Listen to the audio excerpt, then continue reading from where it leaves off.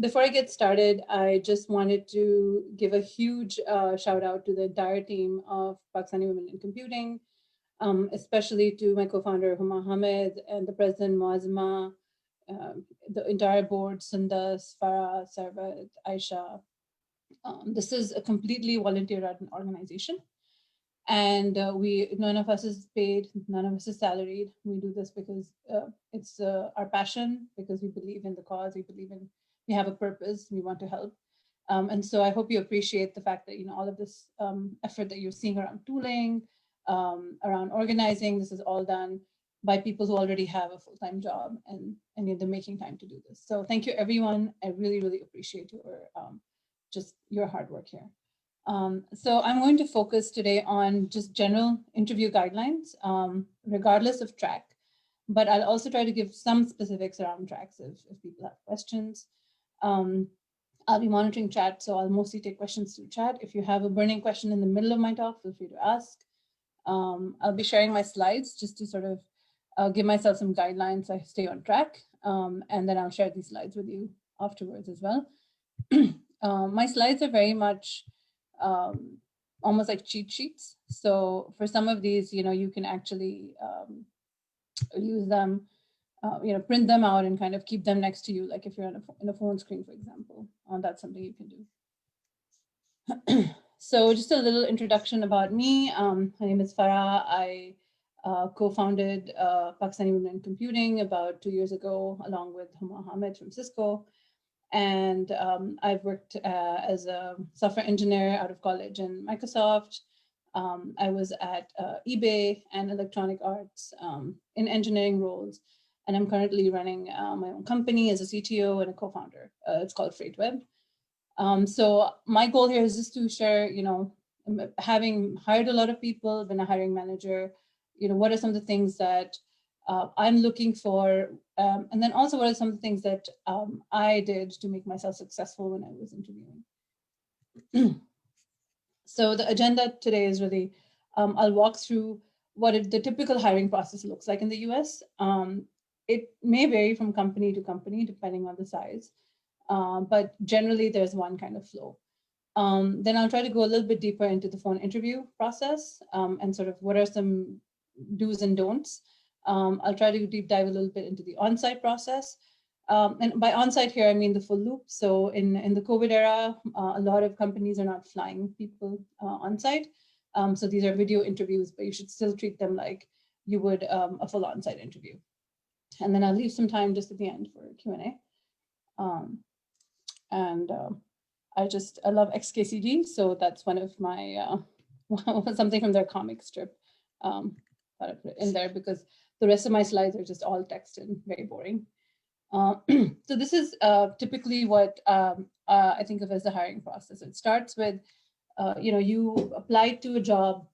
Your chances of success are high if you are referred by somebody, or if you're in an event like this where you are directly talking to recruiters and hiring managers and they're seeing you.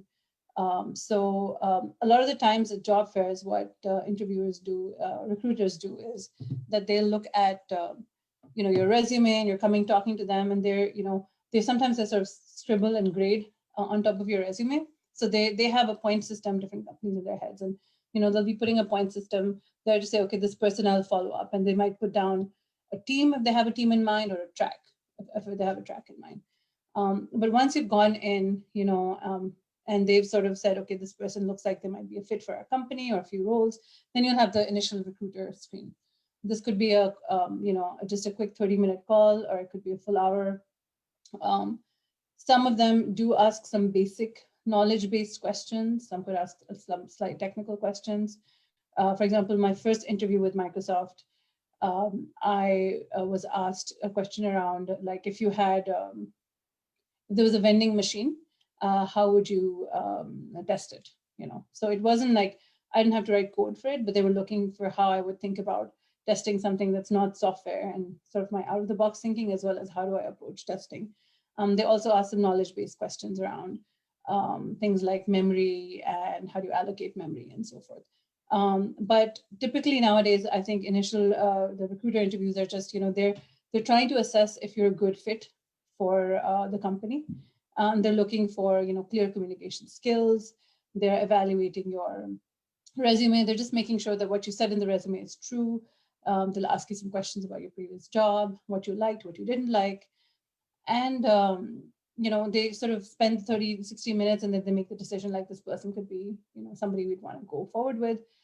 So if you pass that, which, if they've called you and you've not lied on your resume and, what you said matches kind of what you've put out there, then you'll definitely get a call for the second step. So the second step is a technical phone screen. So now with the 4 tracks that we're dealing with the, engineering, just general software engineering, data, excuse me, design, and product management. I would say just think of your phone screen as technical for all 4, because the point is that it's not going to be just behavioral questions. It's not going to be just, fit questions. They are going to ask you some specific questions that will help them determine if you're, whether they want to filter you out, essentially. So the way that companies use this is, is this person somebody who we can bring on site and, spend a full day and have, our engineers and our hiring managers' time taken to interview them. So do they have the basics? And so here they will ask you, they'll spend like maybe 15 minutes of a little bit of a warm up, ask you about some very specific thing, like in your resume, for example, if you said, I built a machine learning model based on top of the Twitter API, looking at Twitter sentiment, and I came up with my own sentiment score. And then they might ask you, okay, how did you do that? How did you get Twitter data? How did you decide? How did you store your results? They might ask you some questions around something you put there. And then they'll go into a coding question, or a, sort of like a very specific question around one of the tracks, right? And a lot of the times, companies these days are using whiteboards, so digital whiteboards.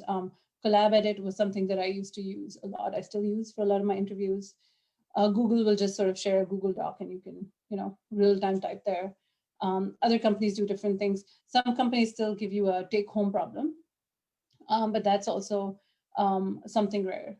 So this is a place where, you could get, for example, on the engineering track, you can get an easier coding problem, right? Something like if you were to get, how do you find if particular word has an anagram, that kind of question, or even things to do with like data structures. So the some population of questions is around data structures and around algorithms, and so just sort of you have to be sort of prepared for that. On the machine learning side, be prepared for maybe a question like if you had a particular data set of, I'll give you a real life example from like eBay, right? So a question that I would ask is, okay, if you had to determine if an item was going to be delivered within 4 business days or less, what model would you use and why, right? And then the candidate would tell me, okay, I would use a decision tree, or I would use a linear regression model. And then I would want to know why, right? Sometimes candidates just sort of rehearse names of models or things, and they don't really understand the fundamental of why using a particular model is better than another one. I'll ask them, okay, how would you calculate precision or recall or accuracy? How do you prevent against overfitting? The idea is I'm just trying to see, do they understand the basics in this field? Similarly, on product management, you could be asked, how, sometimes I'll ask very open-ended questions like, how would you design Facebook, or how would you design Twitter? And I just want to see their thought process as a product manager. How do they decide? How would they actually decide what the requirements are? Then how do they, figure out what the user experience should look like? Do they collaborate with a designer? How much skill do they have on the design side? How do they work with engineers? How do they communicate requirements between engineers and customers? All of that. So the bigger the problem, the more room you have to actually see how someone's brain works to solve that particular broad problem. So if you've gone through a technical screen and done well, you're going to be called for an on-site loop. Typically, I do 2 phone screens or technical screens, 1 hour each, because I think that if somebody does really well on those, that's a pretty high chance that they will do well on the full interview. So it really helps me screen them out. I've tried 45 minutes, I've tried one screen, but what happens is it's a, the experience is very different sometimes with those candidates when they come in. So for me, as a hiring manager, it's been very successful to do two tech screens, 1 hour each, because what I'm looking for as a manager is, do I have enough data to make a decision, right? And 2 hours gives me enough data to make a decision.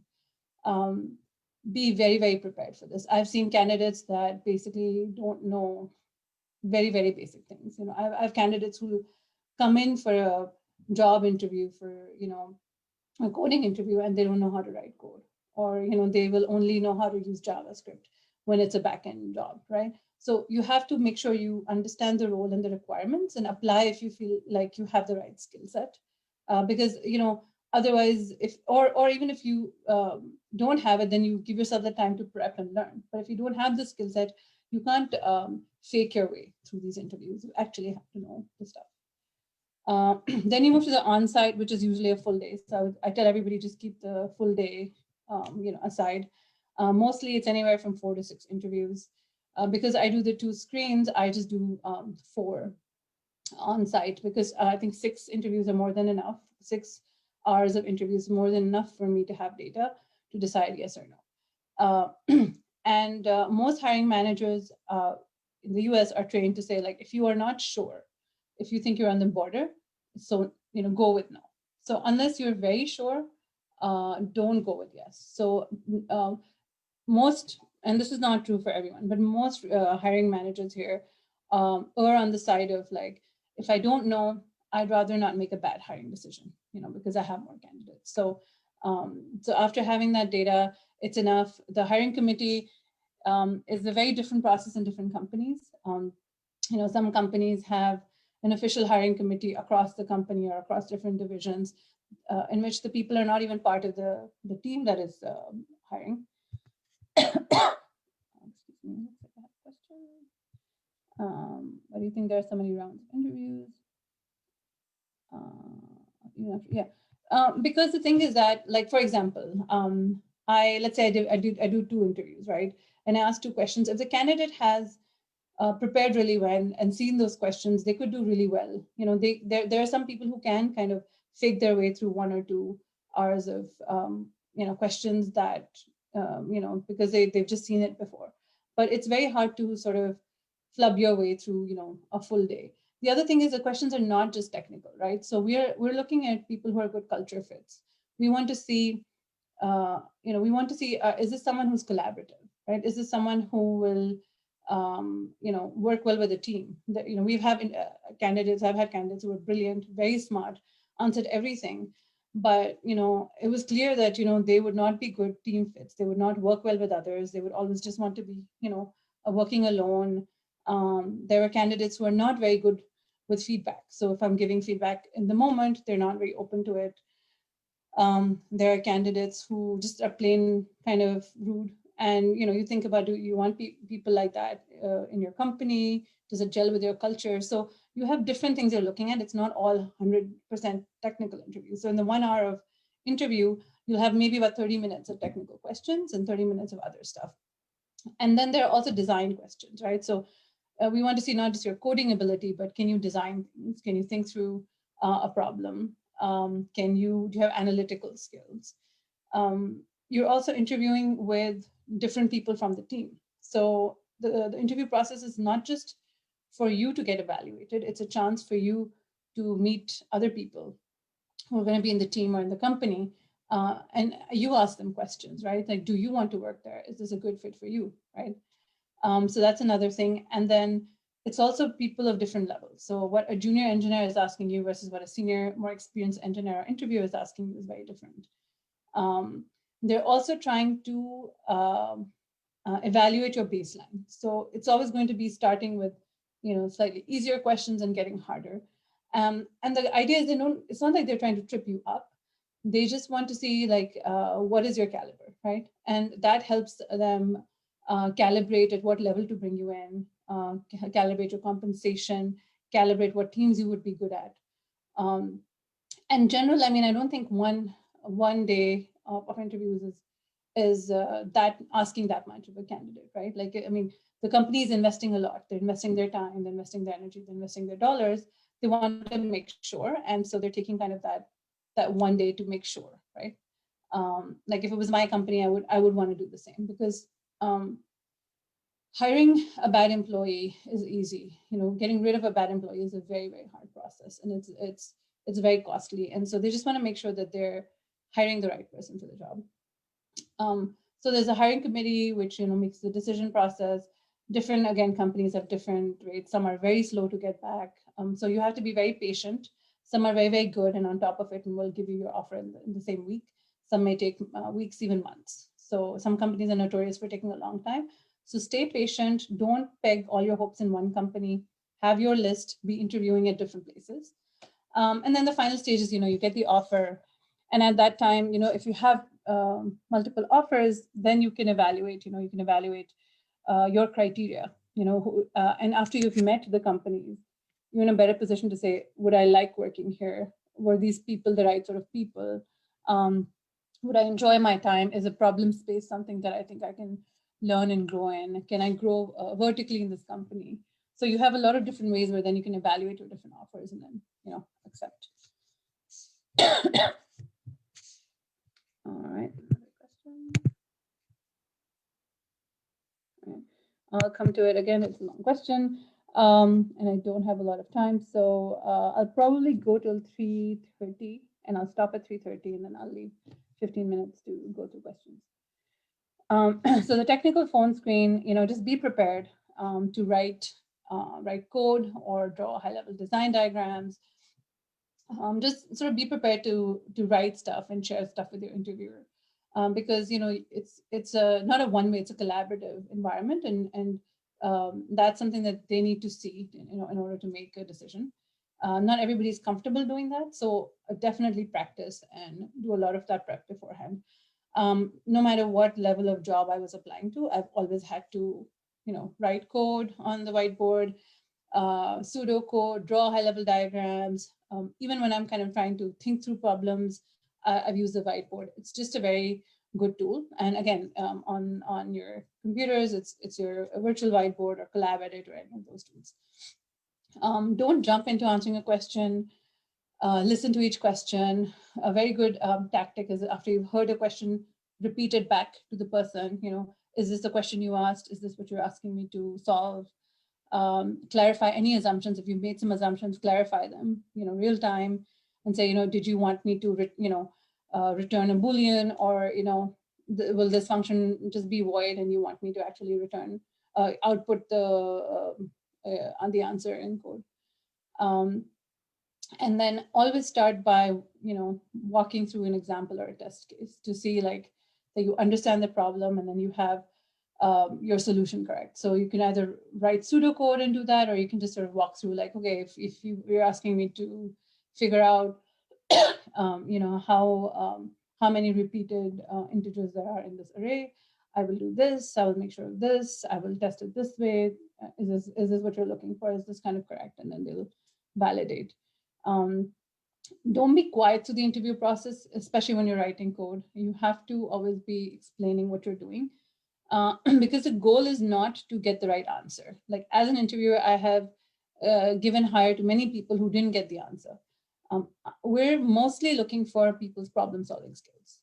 Are they able to take a problem, and are they able to think through multiple solutions of solving it? Are they detail-oriented? Do they go step by step and explain the process? Do they check for errors? Do they write clean code?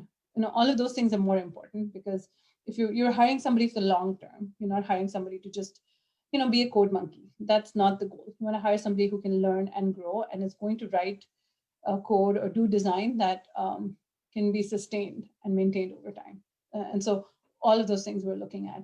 But the main thing is, we're not looking at coding ability as much as we're looking at problem solving ability, analytical thinking ability, critical thinking ability. That's what hiring managers are looking for across all of these disciplines.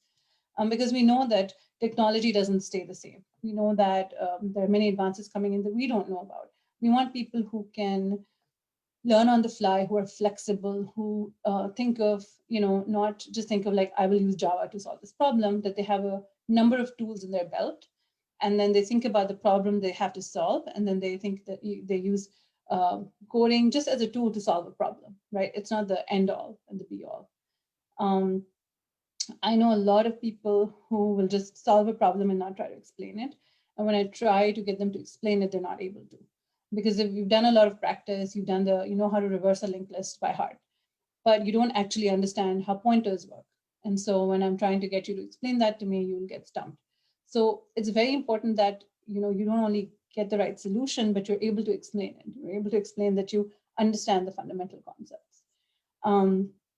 I've also had candidates who cannot explain time and space complexity. What order is the solution going to run in? That is very, very important, especially in obviously the software engineering interviews. But the parallel there for machine learning, for example, is understand what precision means and how you think of it, understand overfitting, understand recall, accuracy, all the basics. It's not just about you have a model and you run your data through your model. You have to be able to explain that you can optimize it in future, that you can evaluate it, that you have a way, you have metrics to actually look at your problem that you've solved and see whether this was a good way of solving it or could you have done it in a more optimal fashion.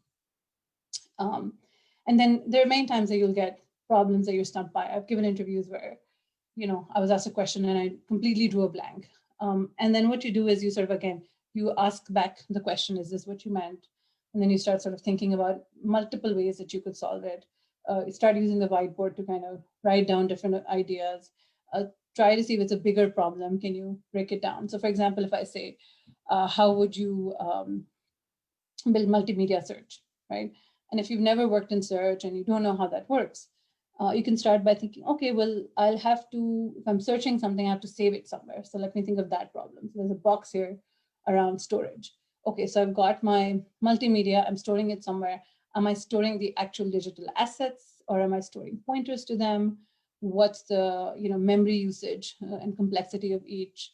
All right, so where am I getting these assets? I'm crawling something. What am I crawling? How am I crawling? Okay, maybe I need a crawler component. And I'm crawling, I'm storing. What else does search do? And then somebody does a query, right? And so like, oh, I need some sort of front end. I need a way to write that query. I need that query to pass to the back end. I need that back end to then have make a call to the crawler who's actually going to crawl all the multimedia related to that query, right? So you may not understand how search works. You may not even use the terms crawler and all of that, but you can think that, okay, in order to find multimedia, which is videos or images, I need to have them. And in order to have them, I need to, extract them from somewhere. So it always helps to break down even a big design problem into sub-problems and then start to articulate and think through them. So two big things: do not stay quiet. Let your interviewers see how you think. Let them understand how your brain works, how your unique style of problem solving is. And I've seen many interviewees do this, and I don't know why they do it. But like, even if you think the interviewer is wrong, like, it's not important to prove that you're right. You're not there to win any sort of battles or medals about being right. So be respectful of your interviewer. They're taking time. They're not your enemy. They, if you're a good candidate, they want you to do well. They're looking for people to come work with them. So don't be arrogant. Don't talk over them. Don't tell them that they're wrong. I've had people say like, that's too easy of a question. I'm not going to answer that. It's my prerogative as an employer to do that. It's your prerogative not to apply for the job and come, right? So just be very mindful. These are very important things. And I see especially junior people make these mistakes. Don't make these mistakes. If you're on the other side, you wouldn't want to be treated like that. So think of, treating your interviewer and anybody that you meet in the cycle, treat them the way you would want to be treated, right? And definitely, like on anything that you do, be clear, be concise, have clear communication skills, right? Make sure that you're not fumbling over your words. If you have a habit of talking very quickly, which like I do, I make sure that I pace myself and I talk much more slower in interviews. Check for things like bugs, issues. Check for, if it's design, UX design thing, talk through how do you validate your design, talk through how do you make sure that your user flow, your user experience is something that works for your end customer. Talk about how do you set those, like those UX, I don't know what the word is, the framework meetings or feedback meetings with customers to get that, get clarity there. And then if you know more than one solution, always make sure that you let the interviewer know and always explain trade-offs very clearly between solutions. Next. I think this is definitely always very helpful. Be prepared, like do your research about the company and allow your passion and enthusiasm for that company to shine through, right? I love it when a candidate comes to the interview and they're so excited about meeting me and meeting the team, and they're excited about the company and they read all about it. That tells me that like they really care and they would make a good employee. They want to work here. So do your homework, learn about it, learn about all your interviewers if you know their names, and show that you've done your research, and don't go overboard, like you're not there to I don't know, you're not, I mean, don't embarrass them, but like just show your genuine enthusiasm for why you're there. And then showing your passion for technology, that's definitely a big one. Make sure that you let that come through, that you're just very, very passionate about whatever it is, right? Like, is it in your UX field? Show them how, for example, you can tell them about things you do outside of work to show your passion, right? If you're part of UX design groups, or you lead, startup incubator discussions to help them with UX design for new products, or you are mentoring people in product management or whatever it is, show them that passion.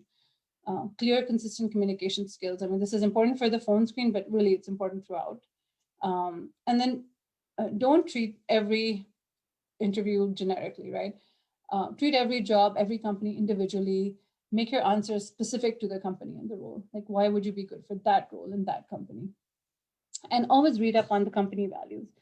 It's very important to me that people understand what values we have, and we're testing for those, right? Like Amazon has this very well-known list of values, and for example, one of them is disagree and commit. And what that means is, if you're working in a team and there's things that you cannot agree on, let's say two people cannot agree on something, you have a framework to say, okay, we can disagree on this, but we pick this one direction. Even though you agree, I disagree, we're going to commit and we're going to go forward and do this, right? And so they want to see that there are people who hold the same values, because you may be the kind of person who's like, no, I don't agree. If I don't agree with something, I cannot commit to it and I cannot do it. And you will not do well in that company, right? Beyond a certain point. So make sure that you understand the values and you're able to demonstrate them if you've done your homework. For the on-site, the full loop, in which in this case it's going to be more of a video.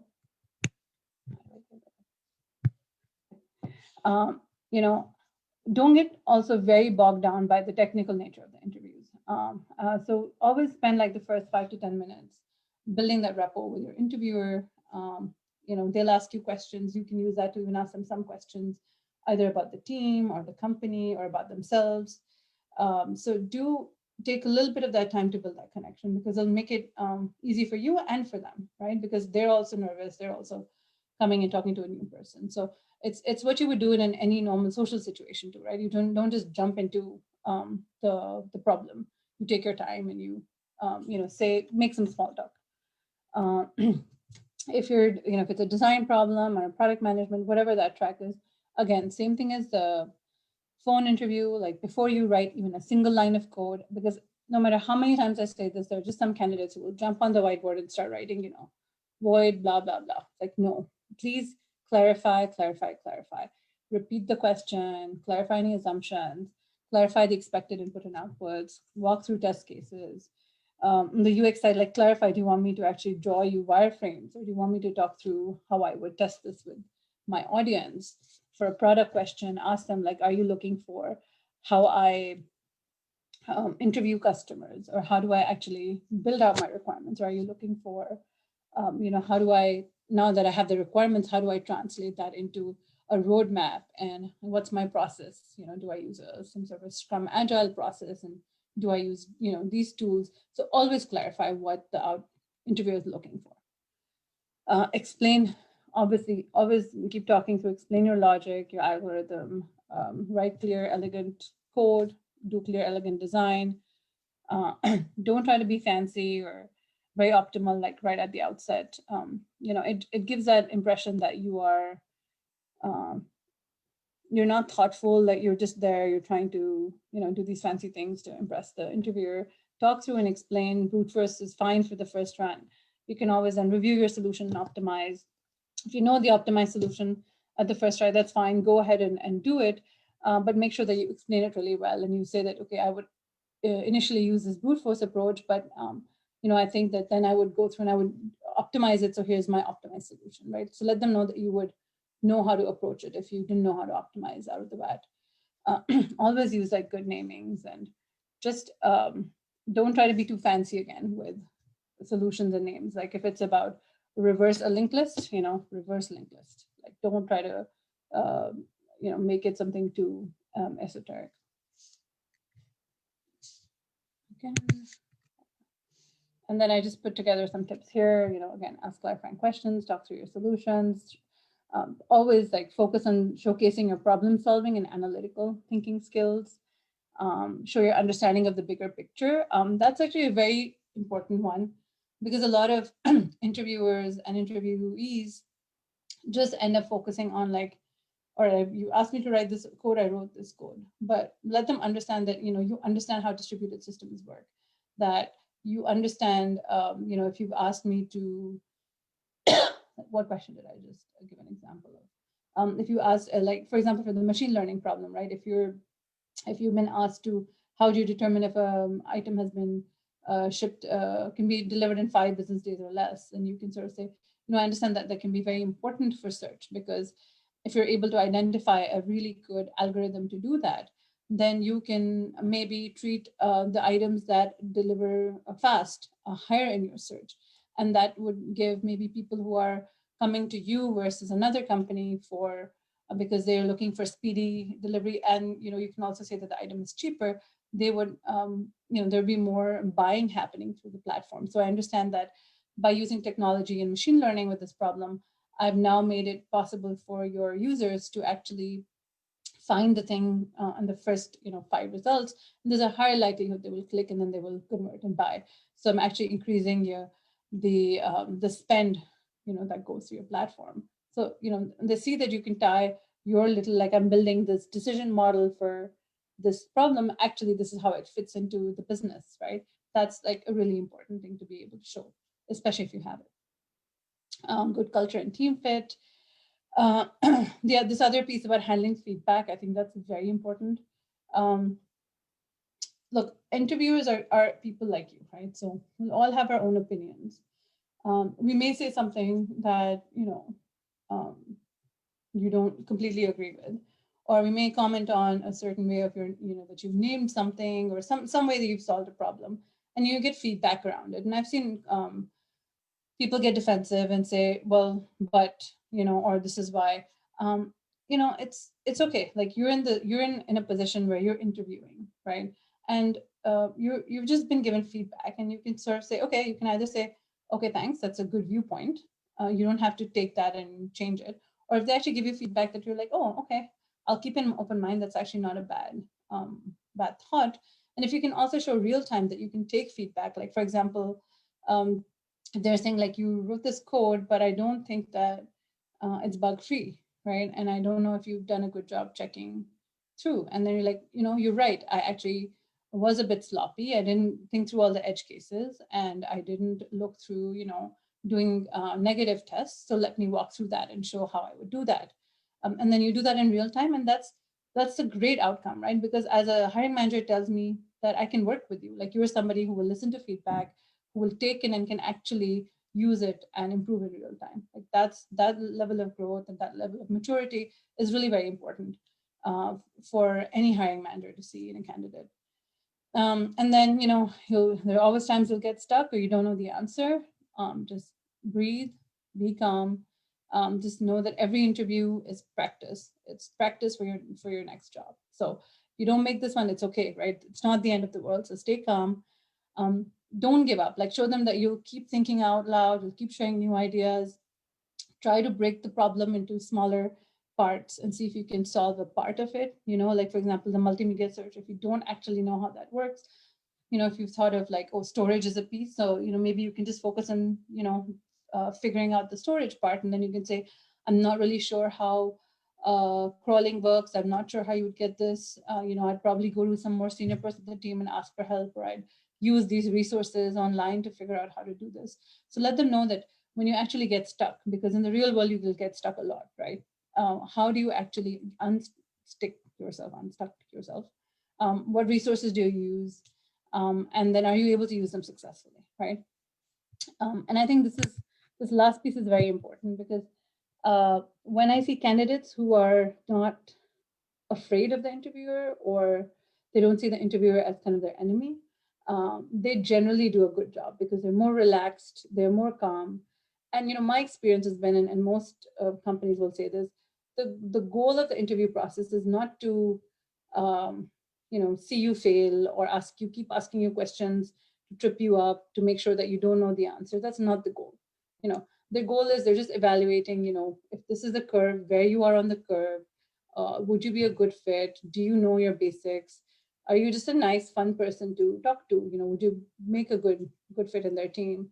And if they think that you're a good candidate, they keep listening for hints. They'll actually give you hints. They'll try to help you through the process. So don't think of them as an adversary. So if you're thinking of them as your partner in this job search journey, you will get much better success to it. So just general overall tips for interviewing, again, regardless of track, communication. I mean, the number of times that I've had a good communicator who, couldn't really, let's say, figure out a certain question, but was able to talk through why and was able to show how they could problem solve. I mean, I've just been very impressed with those sort of candidates. So make sure that you're communicating very clearly and focusing on demonstrating your problem solving. The goal is not to see whether you can write code. We all know you can write code. You've done your CS degree, or you have a certification. You've done enough projects, you can write code. We're trying to see, can you solve real problems, or can you only do coding in a lab environment or in a project environment? And so being able to demonstrate that you can solve real time problems is very important. Do not talk over a recruiter or interviewer. I talked about this already. Research company, be genuinely excited. Don't be arrogant. You'd be surprised how many people are. Please just be grateful for the opportunity, take it as a learning experience, and don't act like better than the team around you. You always have the option not to take the job, right? If you are better than them and you know more than them, you can always reject their offer. But why put yourself in a position where you're going to not make a great impression, right? Always write clearly, explain your thought process. And like I said, it's okay to be stumped. Make sure you explain the stuff that you do know. And then just remember, like, there are no shortcuts for what we are targeting in this job fair, right? The tracks, data, UX, technology/software engineering, and product management. These are all very specific areas that require knowledge, that require knowing how to solve problems a specific way. So you cannot just sort of guess your way through an interview. So you have to work hard consistently. You have to practice, practice, practice. If you're not good at interviews, if you're like me and you don't like writing code on the whiteboard, you don't think like that, that's the process here, right? So once you know that that's the way things are done, you just need to then just practice till you get really, really good at doing that thing. And I think if you don't understand fundamental concepts, it's going to show. You cannot fake your way through any of these interviews without understanding the fundamentals. So focus, make sure you understand the fundamentals. You work hard, you have some sort of prep plan where you say, okay, I'm going to go to lead code and I'm going to do 2 problems a day, 1 easy, 1 hard, whatever it is, right? But there's just so many resources online. Take advantage of them and practice and be as prepared as you can. And that's it, right? Like that's the best you can do. You can make a good impression, you can do your homework, you can practice, and then you show up and you show up in a positive way. And once you've sort of, gone through the interview process, done your best, that's it. You've done your best. And the rest is up to, the people making the decision. So good luck. And I'm sure all of you will have fantastic job opportunities at the end of this. Don't waste this experience. Don't waste this effort that you're doing and we all are doing. Please leverage this platform and leverage this opportunity by, working hard and practicing, and applying for the jobs, and doing a good job in the interview, so that you can get that job that you're looking for. Don't take it lightly. Don't just sort of show up not prepared.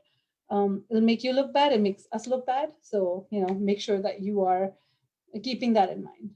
And if you have any questions, you need help, resources, we're there in all the Slack channels. I'm going to share these slides and I'll share all these resources as well. And there's plenty other resources where they came from. So I'm going to scroll through and look at some of the questions and see if I can start answering them. Right. So one person sort of Osama saying that, you might have, there's 6 or 8 or however many people in an interview who may be biased against you. And so you're there and you might be, maybe you have good experience or, you get a feel of it, but you feel like you're being judged unfairly.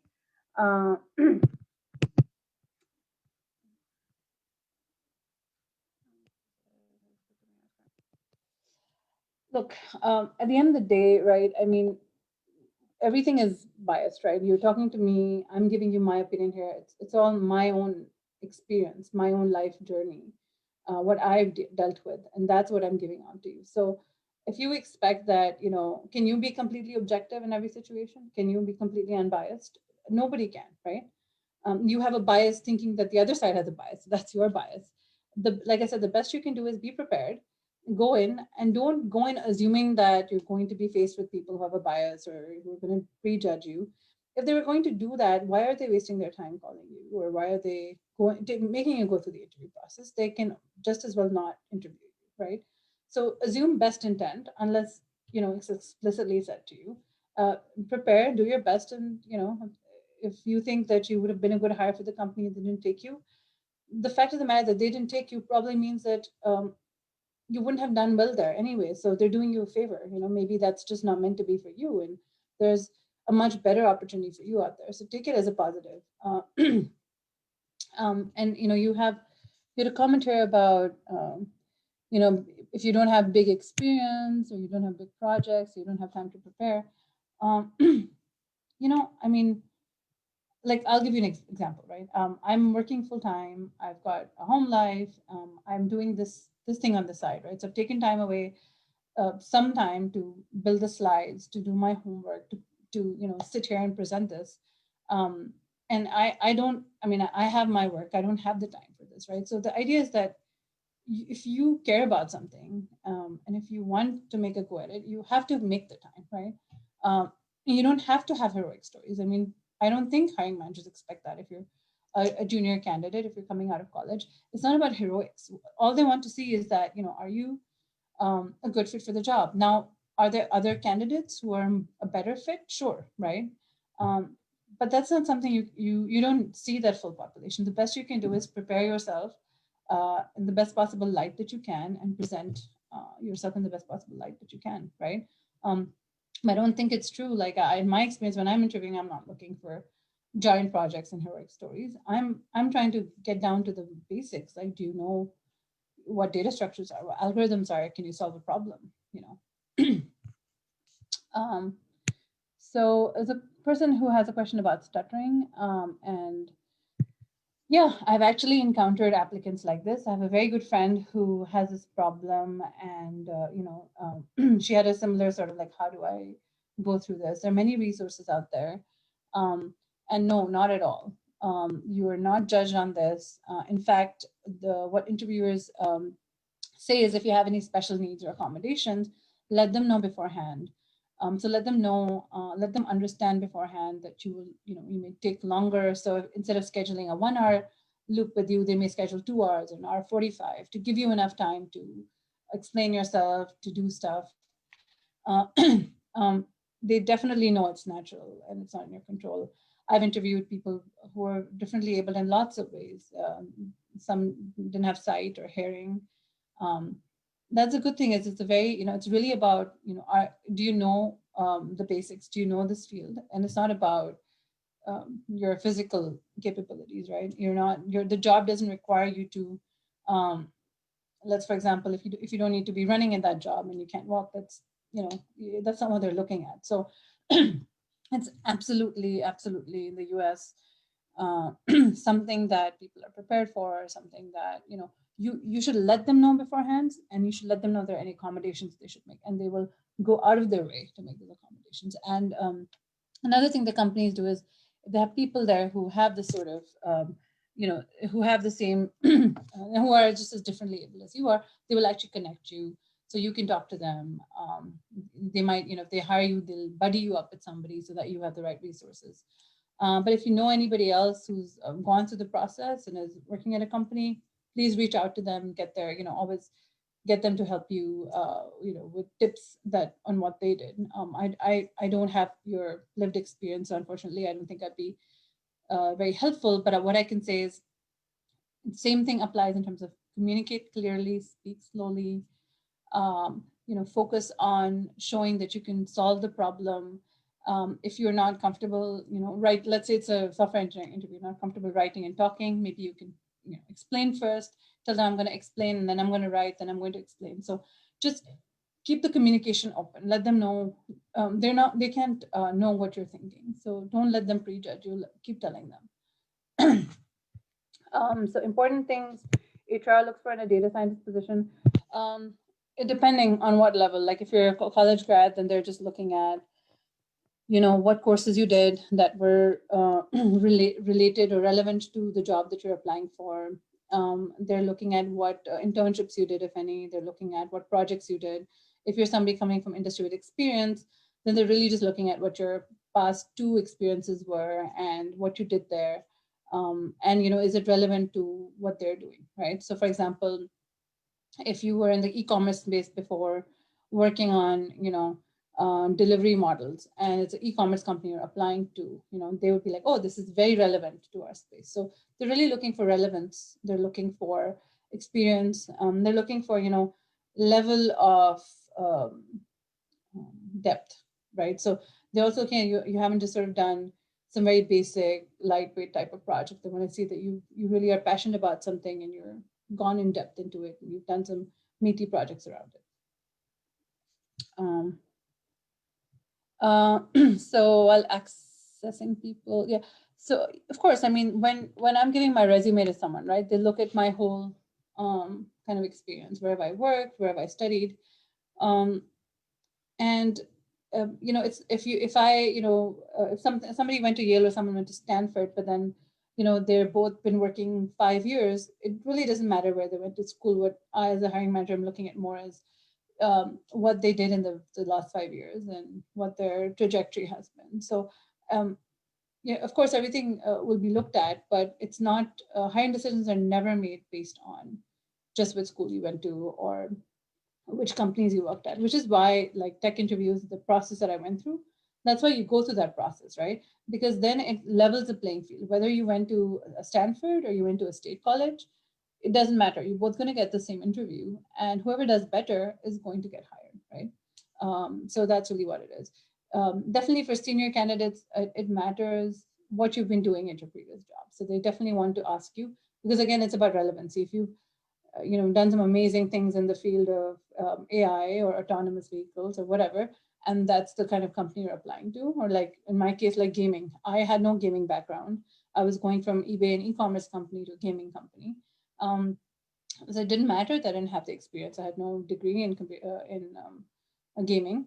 But what mattered is, do I understand fundamentals? Do I understand distributed systems? Do I understand technology? Can I lead teams?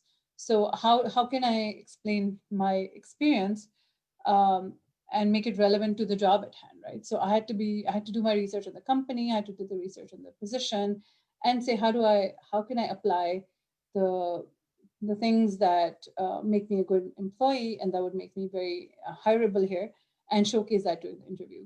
And be very clear, like I don't know the domain, but that's one of the things that's exciting to me is that I'm coming into this company and I can learn more about this domain.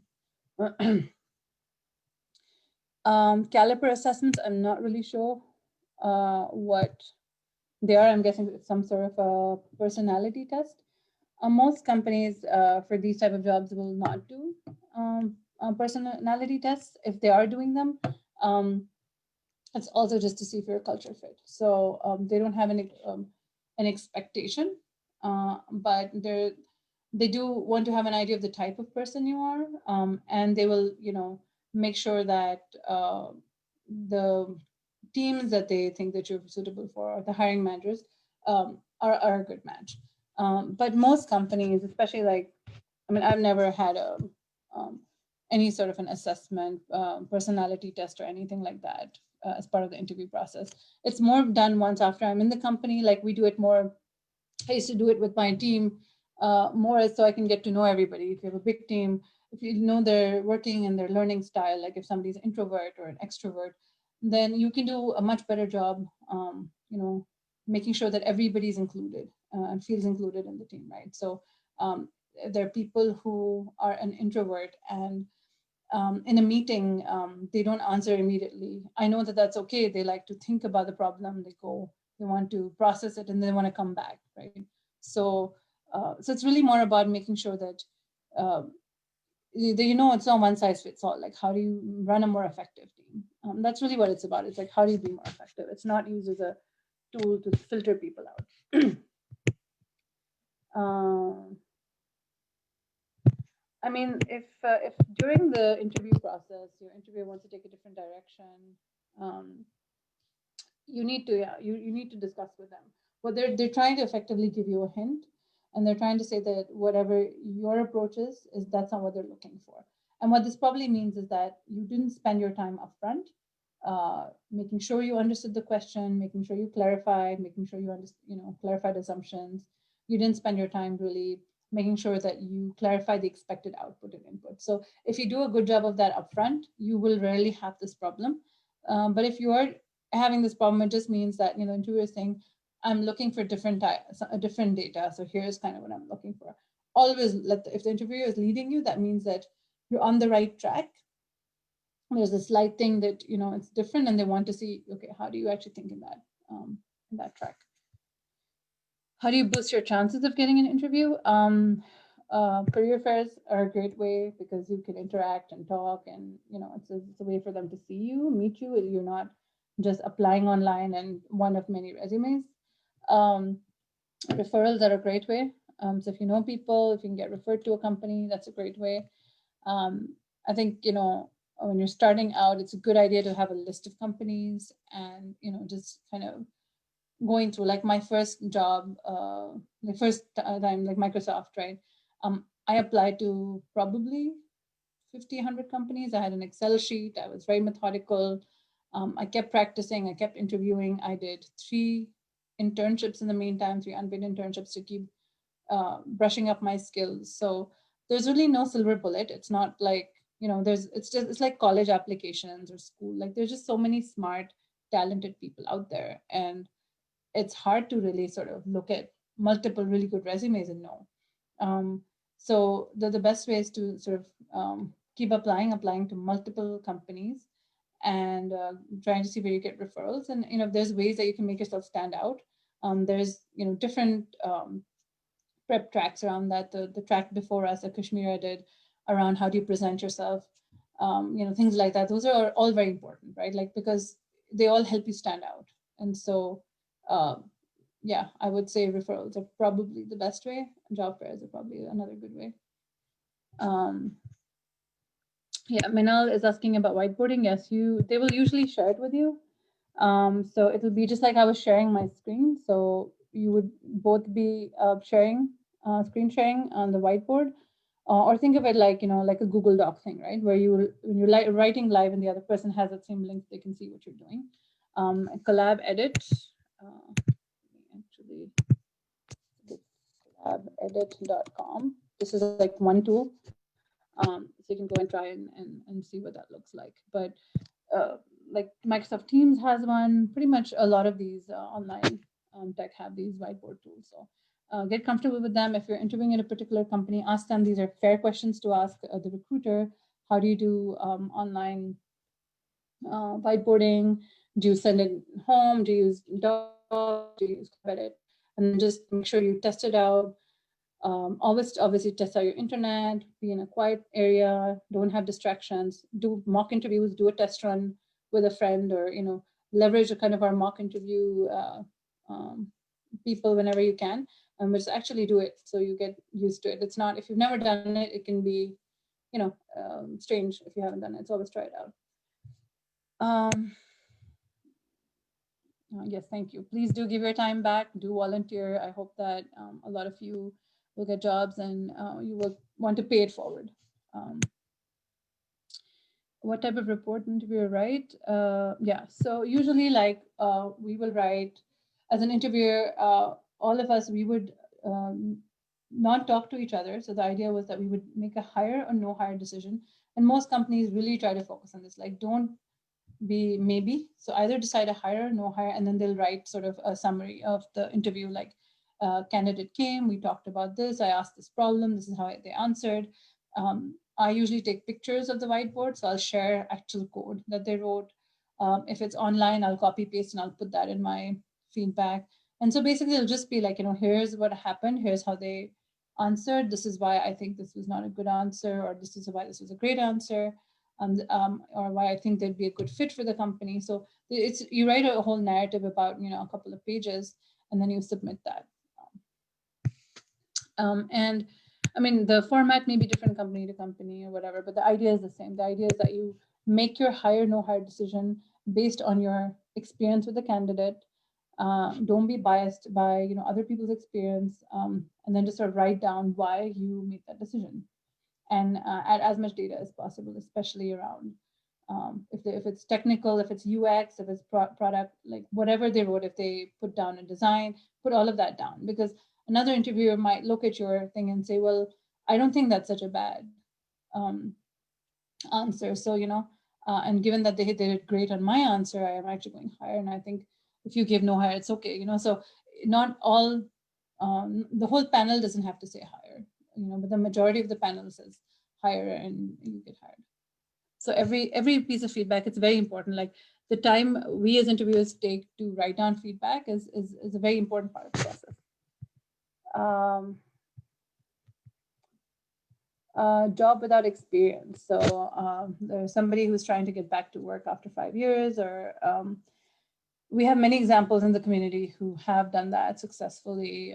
Farah Ali was in a lot of the channels, on the Slack channels. She's successfully returned back to work, and she's in Microsoft. So we will have very returnship focused. So there are particular programs, like there's an organization called Path Forward in the US, where they actually have set up these returnship programs at different companies, where they are taking people who are coming back after a big break. And then most companies have some sort of program or the other. So if you are applying and you're interested, you should definitely let them know, like, here's my background and I'm looking for these positions, and I don't have this experience. And then they'll try to connect you to the right job, right? And they might start you out with a much more junior job than what you had, and then you grow into it. I've done that. I've hired a lot of people who took a break from work, and it was like, let's hire them for potential. We don't look at, they didn't have the experience, that's fine. We do talk about what did you do in the break, and because you can learn a lot about a person, right? And what they did in their own free time and how they spent their time.